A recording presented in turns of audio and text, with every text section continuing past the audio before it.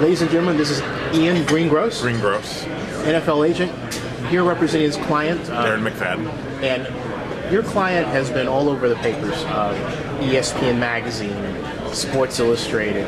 I want to talk to you first about a question that I talked with my friend Mike Silver about. Okay. All right, and the question is this, basically. Why is it that when it comes to the black athlete, it's always the character issue first, when we have white athletes that don't get that question? It's an unfortunate side effect of, just the way society perceives things. A kid like Darren who grows up in a rough neighborhood, right. And, that's not putting anything down, nothing that hasn't been documented in terms of what he would say about himself. Unfortunately, there's a negative connotation associated with that. And rather than judge the kid on who he is, the good person that he is, once people get to know him and they find out he is a good person, Absolutely. Unfortunately, people come to the table with preconceived notions. It's, larger than just the NFL. It's more of a societal issue. But unfortunately, those things carry over because people bring with them to the table their own, thoughts about society and in terms of how they perceive people. Now, it seems like he's really addressed all these issues. I've talked to him. I'm very impressed with him as an individual. Thank you. Have you found that's the case with the other NFL teams as well? Yes. Are they over the issue? As you know, since you've talked to Darren, if you get a chance to meet Darren himself, right, and put aside everything that you've heard, put aside any preconceived notions, you'll find that this is a good kid. People want to talk about all these other incidents, but the one thing people don't talk about is for Halloween, he ran a contest. The money from the contest went to charity about what costume he and Felix Jones, the other running back from Arkansas, should wear for Halloween, and the money from the contest went to charity. That was his own idea. He had no agents. He was a kid in college. He thought of that.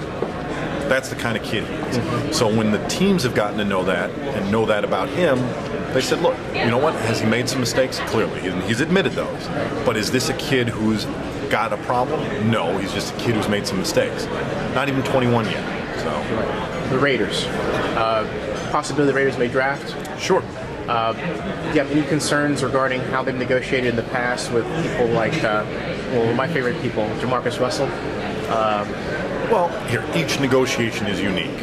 Clearly, teams can have a pattern, but again, the number one pick last year will be different than if the Raiders stay at 4. Clearly, it can't be number 1 because that's already done. But let's say for whatever reason, they feel they need to trade up to number 2. It's still different than how they approached number 1 last year. Obviously, they'll have their ideas, I'll have mine, but it should work out in the end. Are you afraid that because of the Raiders' revenue position that there may be a holdout situation as well? Or you can't be afraid of that. And here's the thing. If a team structures a fair deal, it's a fair deal. Now, their definition of fair and my definition of fair may be worlds apart. We may be closer than we think at times. But somehow deals always get done. Now, their payout structure, could that be an issue? Sure. So could any one of a number of other things that the contract gets negotiated over. So to say in advance that I'm worried about them, I'm not. You know what? So far with my history, every one of my players has never missed a training camp practice. So, I can only base it on that. Thank you for your